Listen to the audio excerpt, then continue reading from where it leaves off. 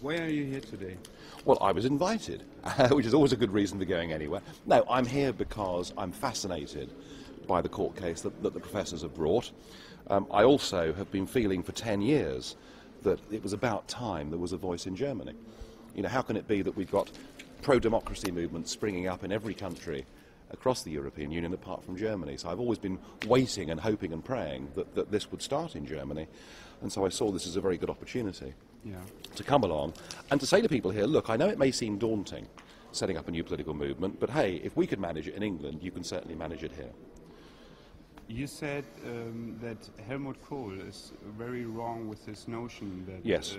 The European Union and the euro is a question of war and peace?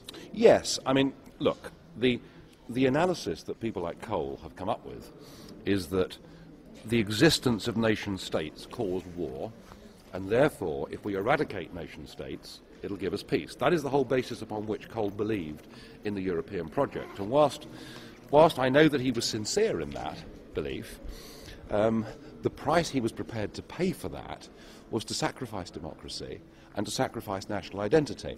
And sometimes in life, you know, the cause and effect of what you do can create something that is the opposite to that which you intended. And it is my contention, as I perhaps somewhat controversially put in that speech, that if you look at Yugoslavia, that was supposed to be a recipe for stopping small nations fighting with each other, and in fact has led to the most awful and still ongoing in some ways war.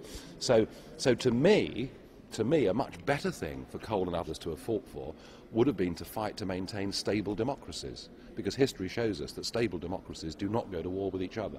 Yeah. But I mean, it's heavy stuff, but it's very important. You said too that the European Union is not just undemocratic, but Anti-democratic. Yes, and I really feel that, and I mean it. I mean it. They hate democracy. Look, the reason the Constitution was renamed the Lisbon Treaty, when in fact the content was exactly the same as it had been before, was to avoid referendums. yes. But they were perfectly open about that. yeah. I mean, you know, because they'd seen what the French had said, they'd seen what the Dutch had said. You would have said no in Germany, we would have said no in Britain, and they knew it. They knew it. Now, if that isn't anti-democratic behaviour, I don't know what is. Yeah. But hopefully, I make it entertaining as well. Yes. And by making it entertaining, and by using a bit of humour, what I've found is I'm reaching younger people, people who are turned off politics. But if you make it interesting, young people go on the computer and look at it, and then they might laugh to begin with at some of it, but it gets them thinking about the arguments, and that's really important. Yeah. And you think that the whole anti-euro movement makes much more inroads? I don't think this has even started yet. I think this meeting that you've got here today is just the beginning of something very big indeed.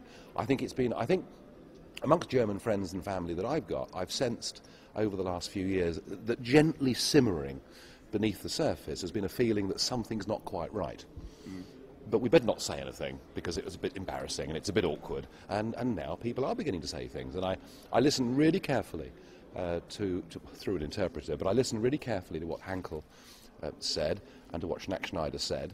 And I thought, my God, these men have got arguments that if they start to reach, you know, a wider German public, then something very interesting and something quite radical is going to happen. So you are optimistic? Very. Okay. Good Lord. Listen, I helped start UKIP. There were about 15 of us in an upstairs room of a pub, and everybody thought we were wasting our time, and we took it on, as I said, in 2009 to coming second across the whole of the United Kingdom in European elections. I'm a very optimistic man.